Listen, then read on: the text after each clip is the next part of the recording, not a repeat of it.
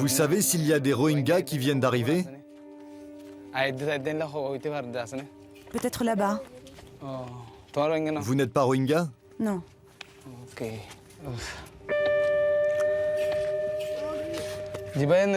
Vous êtes Rohingya? Vous venez d'arriver?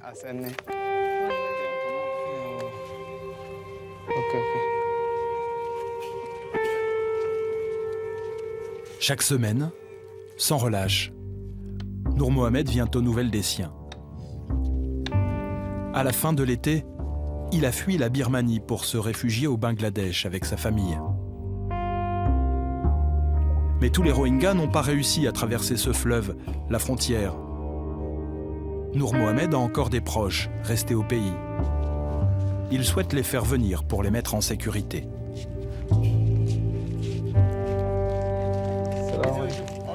Avez-vous vu des nouveaux Rohingyas arriver?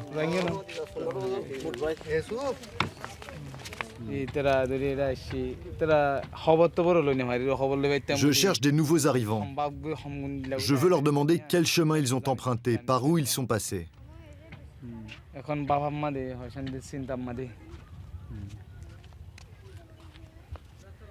On est très triste et on est surtout très inquiet, car il est devenu très difficile de traverser maintenant. Il y a beaucoup de militaires positionnés entre mon village et la frontière.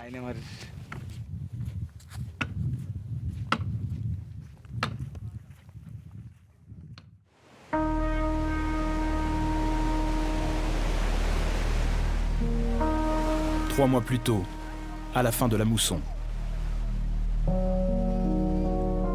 Au plus fort de l'exode, les Rohingyas n'avaient pas le choix. C'était fuir ou mourir. Chaque jour, ils étaient des milliers à risquer leur vie en mer sur des bateaux de trafiquants. La mort aux trousses. En Birmanie, ils ont brûlé nos maisons. Ils nous ont frappés et tués. Alors on est venu ici pour sauver nos vies. Mon père, ma mère, mon frère, ils ont tous été tués.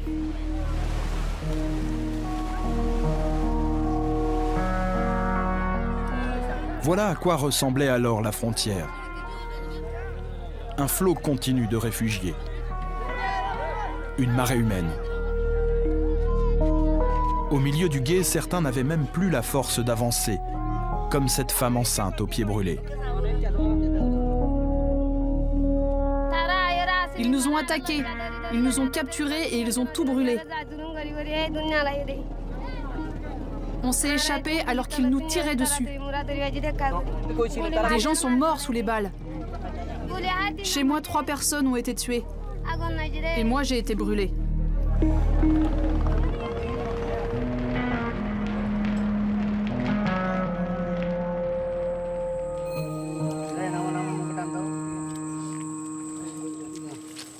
Nour Mohamed avait fui par le fleuve, en barque, avec femme et enfants.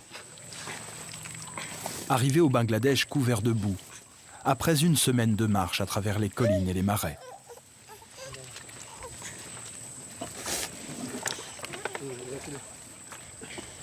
Mon enfant, à peine plus grand que celui-ci, je ne l'ai pas retrouvé. Mon père et ma mère non plus. Quand ils ont brûlé le village, j'ai seulement pu prendre ma femme et les enfants qui étaient là. Et j'ai couru pour leur sauver la vie. Mais j'ai perdu un enfant.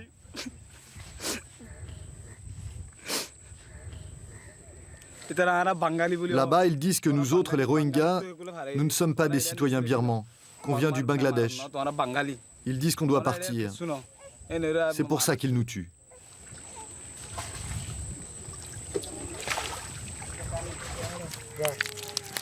Si les Rohingyas sont chassés de Birmanie, c'est aussi parce qu'ils sont musulmans.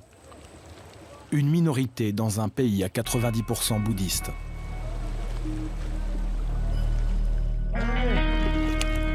Leur histoire est celle d'un peuple apatride. Un peuple chassé de sa terre, à qui l'on refuse de reconnaître son identité. Ce jour-là, dès son arrivée au Bangladesh, Noor Mohamed avait retrouvé ses parents et une partie de sa famille. Mais sa fille, elle, restait introuvable.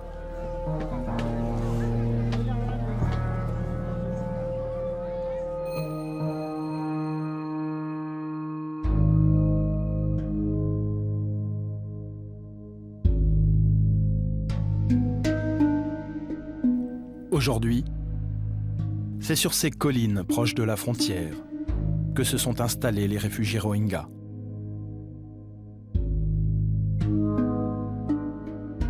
Depuis leur arrivée, le paysage a complètement changé.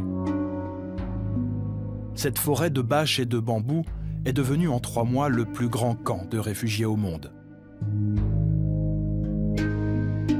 Une ville de tentes qui a dû accueillir en quelques semaines plus de 650 000 personnes.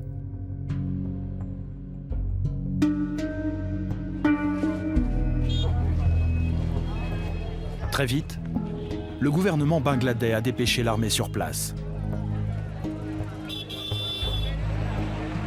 Ce sont désormais les militaires qui assurent l'organisation des camps. Leur tâche est colossale. Dès leur arrivée, les Rohingyas sont enregistrés. Va par là-bas. Du moins lorsque l'électricité fonctionne, entre les coupures.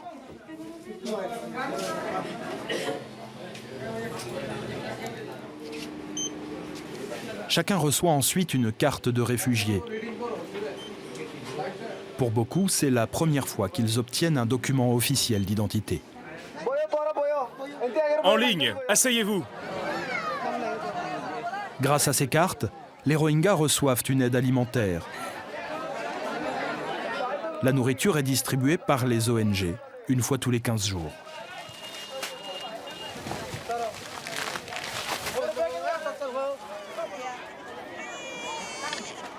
Dans les camps, la vie s'organise, tant bien que mal. Du provisoire qui pourrait bien durer.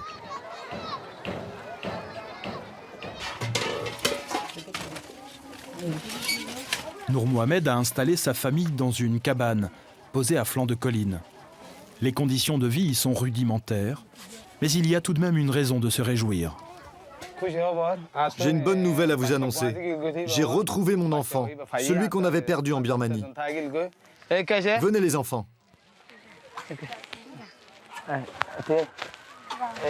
Regardez, c'est elle qui avait été perdue et qu'on a retrouvée. Nous sommes très heureux. Un petit miracle. C'est au cœur de l'exode que Noor Mohamed a finalement retrouvé sa fille, Afna. Il nous conduit chez l'homme qui l'a rapatriée. Un ancien voisin, installé un peu plus loin dans le camp.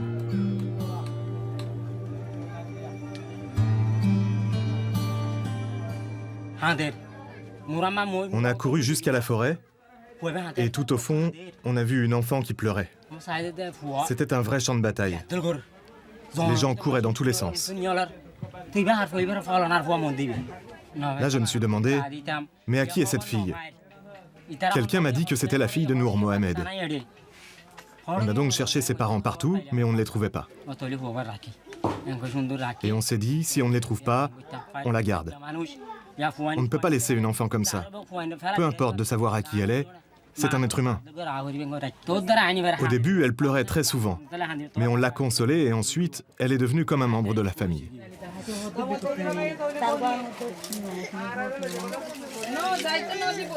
La femme de Noor Mohamed, comme la grand-mère, n'ont pas vraiment eu le loisir de fêter les retrouvailles. Trop affairés à gérer le quotidien. Les enfants sont malades. L'aîné n'a rien avalé depuis des jours. Il n'a plus la force de se lever. Ici, dans ce camp, nous vivons sous des bâches en plastique. Nos enfants souffrent et nous avons froid toutes les nuits. Pendant que les enfants dorment, les parents doivent rester éveillés parce qu'il n'y a pas assez de couverture pour tout le monde.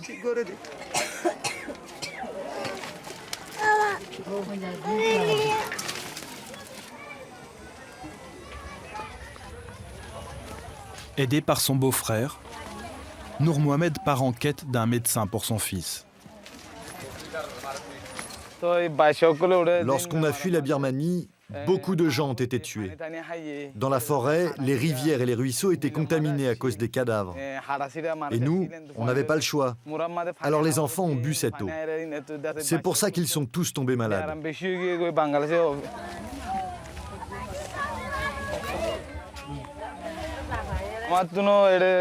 On a assisté à des scènes horribles. Et nos enfants aussi en ont été les témoins. Aujourd'hui, on en souffre encore. Même la nuit, on revit toutes ces scènes dans nos cauchemars. Nos enfants ne sont plus vraiment dans leur état normal. Ils ont changé. Ils sont traumatisés. L'enfant malade est conduit vers le seul dispensaire accessible dans cette partie du camp. Un centre de santé tenu par Al-Markazoul, une ONG bangladaise.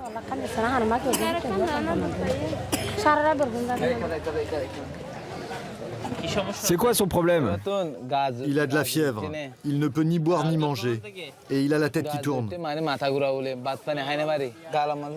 Regardez la langue. Il y a quelque chose.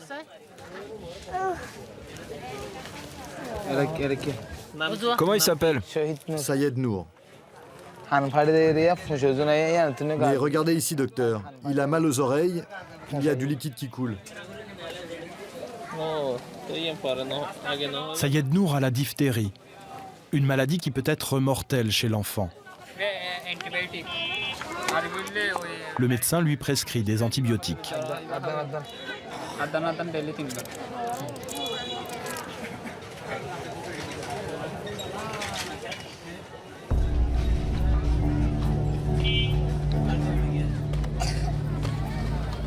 Présente dans tout le pays, Al-Markazoul est une organisation islamique. En plus d'apporter une aide médicale, l'ONG construit des mosquées. Une révolution pour les Rohingyas. En Birmanie, ils ne pouvaient pratiquer l'islam librement.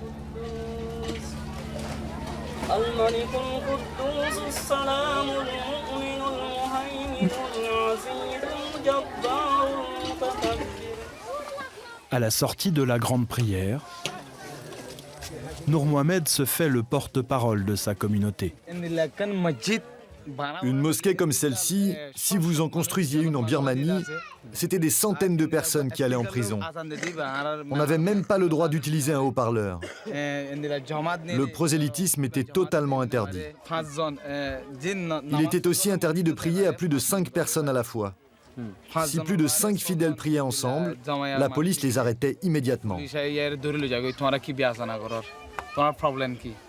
Ici au Bangladesh, on est totalement libre de pratiquer notre religion.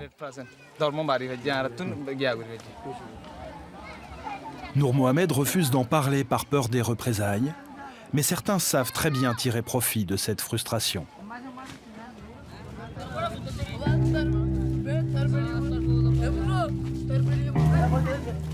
Trois mois plus tôt, au tout début de la crise,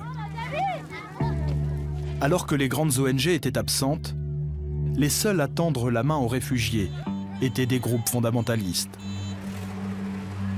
Et Fazat et Islam est le plus puissant d'entre eux. Bannières déployées, ses membres accueillaient les réfugiés dès leur descente des bateaux pour leur offrir de l'eau ou des billets devant les caméras. Allez, dégagez. Dégagez maintenant. Leur communication leur a permis de lever des fonds au Bangladesh comme à l'étranger, malgré la violence de leur discours. Nous disons au gouvernement, si vous n'avez pas le courage de régler le problème des Rohingyas, nous on va s'en occuper. Nous allons vous trouver des jeunes combattants. Donnez-nous des armes et des camps d'entraînement. Et nous sommes prêts à faire la guerre et à nous battre contre les Birmans. Nous demandons qu'Aung San Suu Kyi soit pendue. Vous êtes vraiment prêts à vous battre?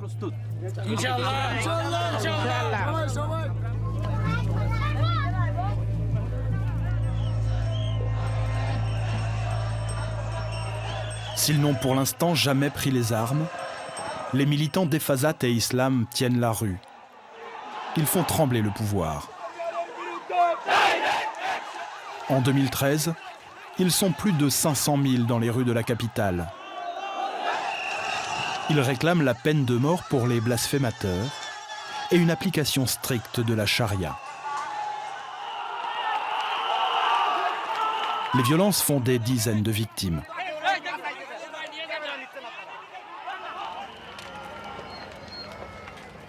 Nous retrouvons ces islamistes 3 mois après notre première rencontre.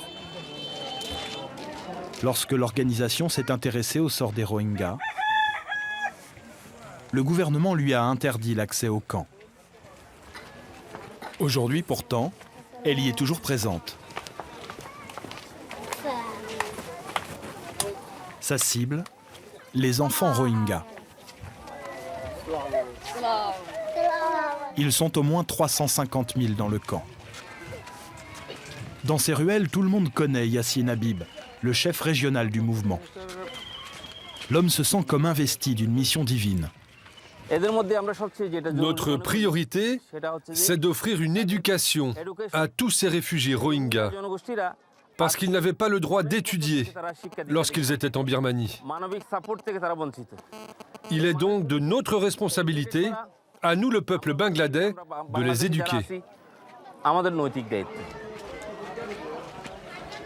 Le chef religieux nous conduit vers un bâtiment qui fait sa fierté, une madrasa. L'école coranique a été construite il y a 2 mois. Financée par l'organisation. Vous allez bien? Vous êtes bien nourris? Vous préférez les études ou les repas? Ils disent qu'ils adorent les études et tout ce qu'on leur donne.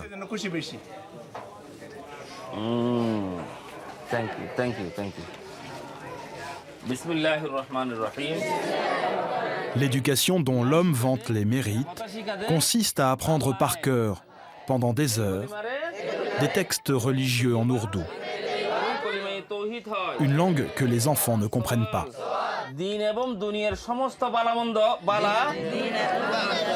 Sans oublier bien sûr les bases idéologiques de l'organisation. Comment appelle-t-on ceux qui nient l'existence d'Allah? On les appelle koufars, les mécréants.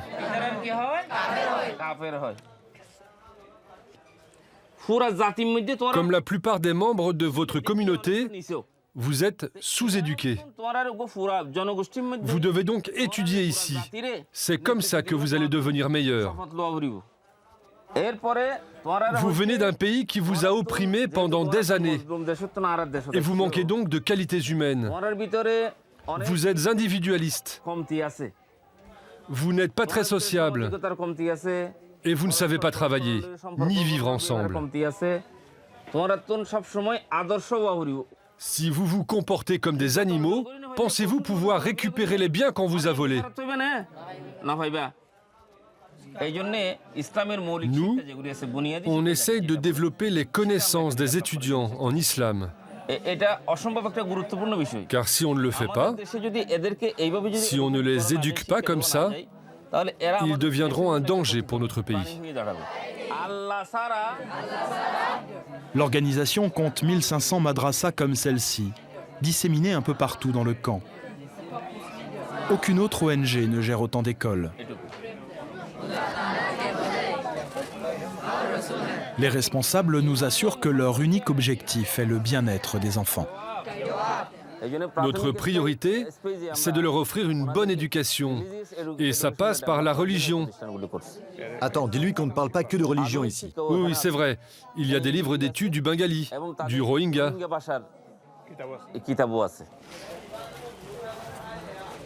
Contrairement à ce que nous affirme l'imam, C'est par où? C'est par là. aucune trace de livres non religieux dans la bibliothèque. Ça, ce sont les paroles du prophète. Ce livre, Sharfi Kaya, c'est un manuel de droit religieux. Et ça, c'est un livre de théologie islamique, les explications du Coran. Il est très gros et on l'a mis au programme.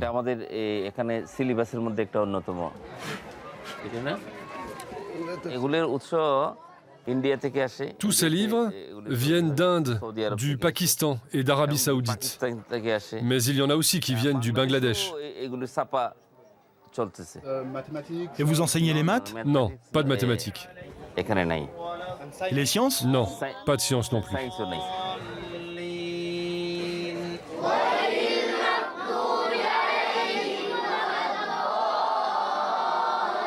Dans la classe voisine, on enseigne le Coran, mais en musique cette fois-ci. Bonjour à tous. Qui sait bien lire le Coran parmi vous?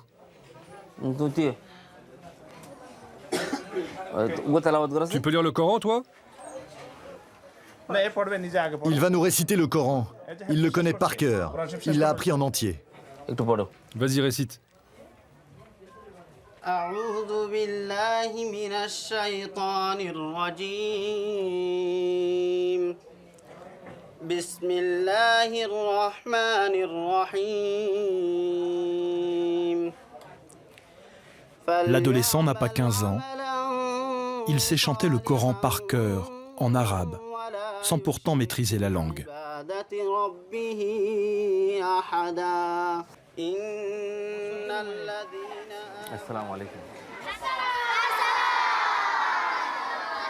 Dans un bâtiment voisin, les filles, elles, n'ont droit qu'aux rudiments de l'enseignement islamique. En revanche, elles doivent respecter dès leur plus jeune âge le code vestimentaire. Pour le moment, on leur fait porter le voile et se couvrir les épaules avec un tissu. On les forme pour qu'elles s'habituent à les porter. C'est nous qui fournissons un hijab pour les plus jeunes et une burqa, un voile intégral pour les plus âgés.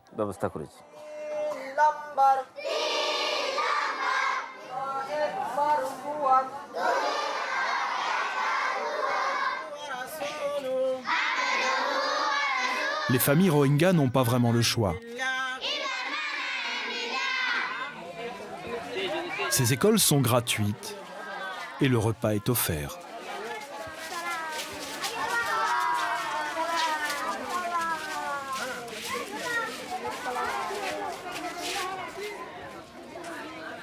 Il y a bien d'autres écoles dans le camp, dirigées par l'UNICEF. L'enseignement est plus classique, dispensé en Rohingya. Les enfants apprennent à lire, à compter et un peu d'anglais.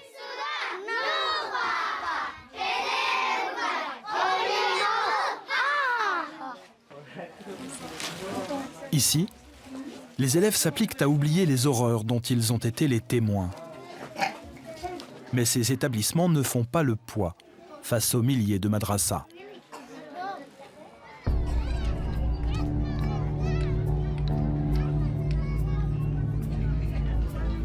Parmi les centaines de milliers d'enfants de l'Exode, certains font l'objet d'une attention particulière de la part d'Efazat et Islam, l'organisation islamiste. Allez chercher les orphelins, rassemblez-les.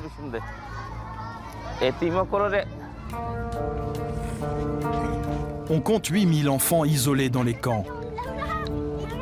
Leurs parents sont morts ou ils ne les ont pas encore retrouvés. Efazat et Islam s'enorgueillit d'avoir construit 5 orphelinats comme celui-ci.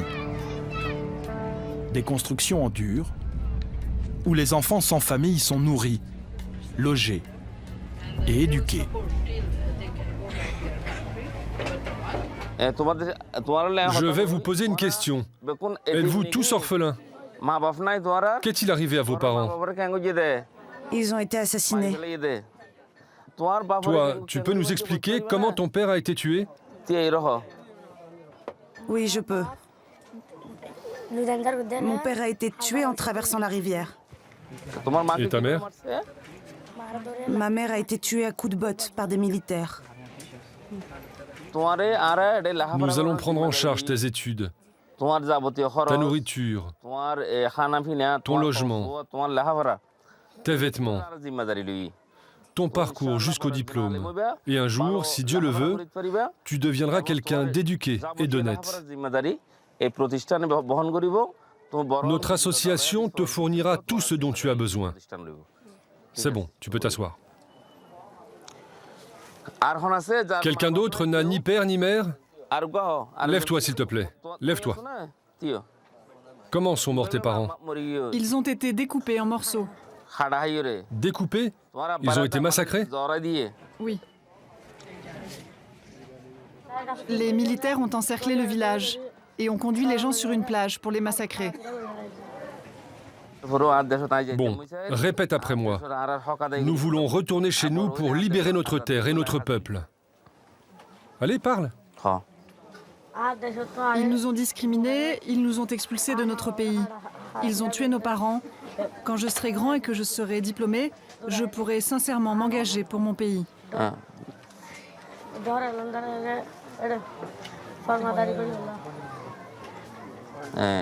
Et tu travailleras pour libérer le pays. Je travaillerai pour libérer le pays. Le discours du chef religieux devient plus politique. La compassion a disparu, au profit d'un esprit de vengeance qu'il transmet aux enfants. Le gouvernement birman doit être puni. Vous voulez qu'il soit puni? Allah doit-il punir les Birmans? Le gouvernement sera détruit si c'est la volonté d'Allah. Si vous donnez vos vies pour défendre vos droits et vos terres, vous deviendrez des martyrs. Vous voulez devenir des martyrs?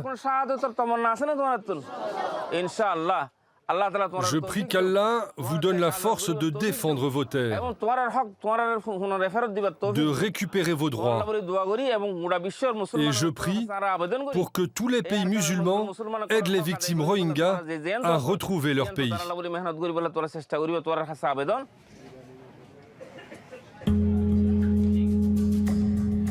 Des enfants seuls, victimes d'horreur et chassés de chez eux. Des proies idéales pour Efazat et Islam.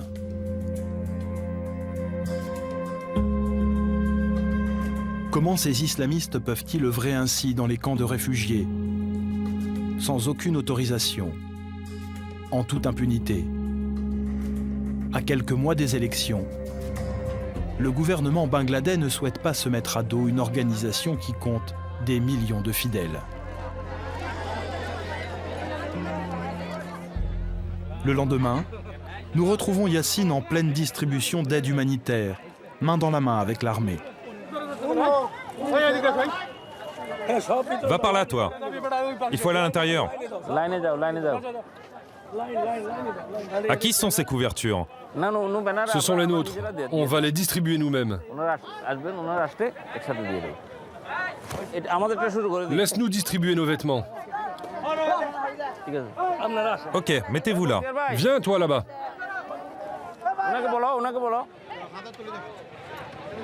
Le chef islamiste s'est associé avec une autre ONG musulmane, autorisée celle-ci, dirigée par cet homme à la casquette orange. La présence de Yassine ne semble pas déranger les militaires. Va par là. Fais la queue. Fais la queue. Oh, j'en peux plus. Ma tête va exploser.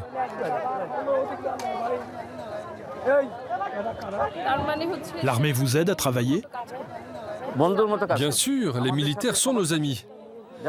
D'abord, ils reçoivent toutes les aides. Ensuite, ils organisent des files d'attente et les distributions peuvent se faire. Donc oui, ils facilitent beaucoup de choses ici. Sans l'armée, tout ça serait incontrôlable.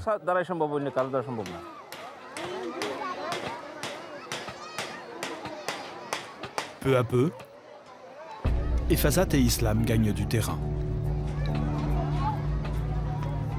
Entre la répression de l'armée birmane et l'omniprésence des islamistes, les réfugiés Rohingyas sont pris en étau. À 200 mètres à peine de chez Nour Mohamed, un chantier, supervisé par ces hommes. Les mêmes qui accompagnaient Efazat et Islam lors de la distribution humanitaire. Bientôt, ici s'érigera une nouvelle mosquée avec sa madrasa et son orphelinat. L'association islamiste souhaite en construire 2000 de plus dans les camps.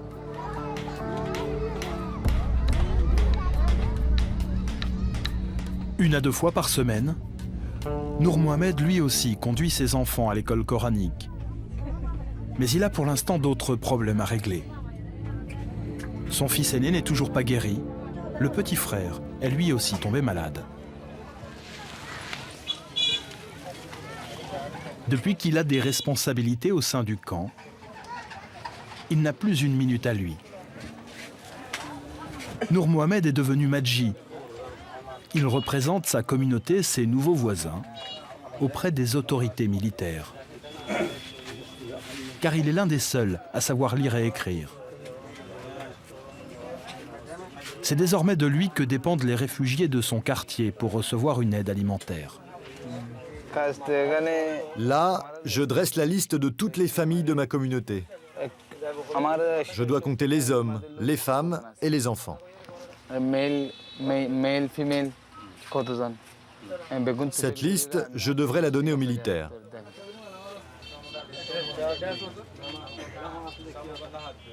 Nour Mohamed a 170 familles Rohingyas sous sa responsabilité. Environ 1 millier de personnes au total.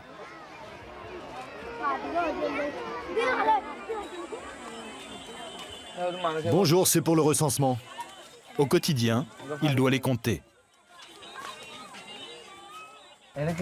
Vous êtes combien à vivre ici? On est 4.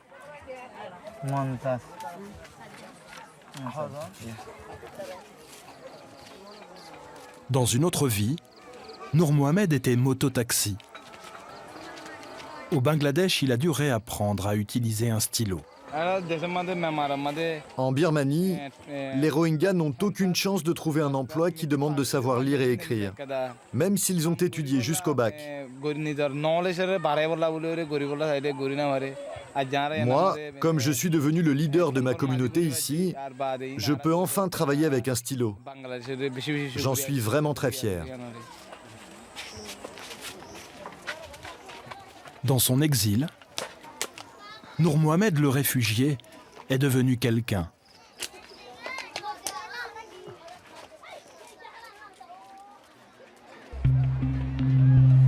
Mais il n'a qu'une idée en tête. Retrouver son pays.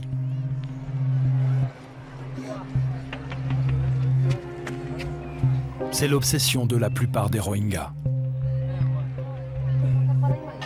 Dans l'espoir d'un retour prochain, il conserve tel une relique, un document qui prouve que sa famille est bien birmane.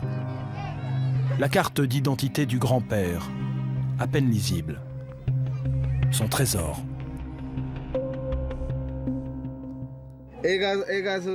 Cette carte certifie que son propriétaire est un citoyen birman. Quand on s'est enfui, mon père a fait en sorte de la conserver précieusement. C'est son dernier document d'identité, car tous nos autres papiers ont brûlé dans les maisons.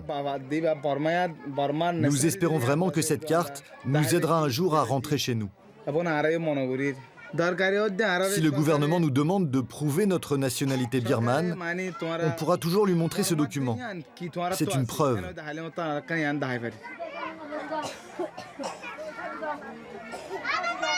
Le Bangladesh et la Birmanie ont signé un accord pour permettre aux Rohingyas de rentrer chez eux. Mais pour l'instant, personne n'y croit. Cet homme avait fui une première fois son pays en 1978, lors de la première vague de violence contre les Rohingyas. À l'époque déjà, les deux pays avaient signé un accord de rapatriement. Et la Birmanie avait reconnu que les Rohingyas étaient bien birmans.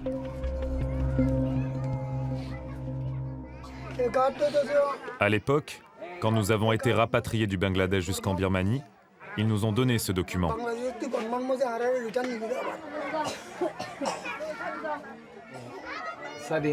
Regardez. Là, c'est écrit Rohingya. Le nom de notre communauté est clairement mentionné sur ce document.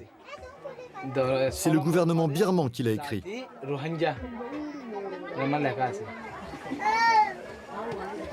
L'histoire s'est pourtant répétée. Ces documents n'y ont rien changé. Si le Bangladesh et les Nations Unies nous renvoient en Birmanie, il nous faut des garanties sérieuses pour notre sécurité, comme pour celle de nos descendants. Nous ne voulons pas revenir encore et encore au Bangladesh.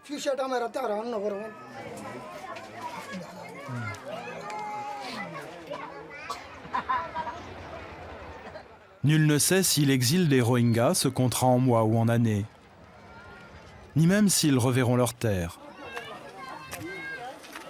En attendant ce jour, Nour Mohamed poursuit sa mission. Ce matin, il est appelé par des voisins. Un bébé est né dans la nuit.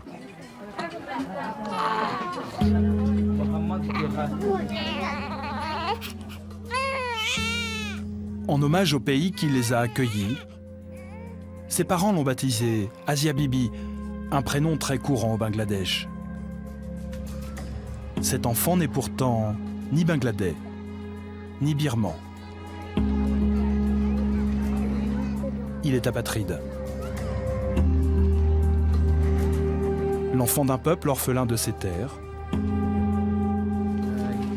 Comme des centaines de milliers d'autres, son avenir se joue dans ces collines.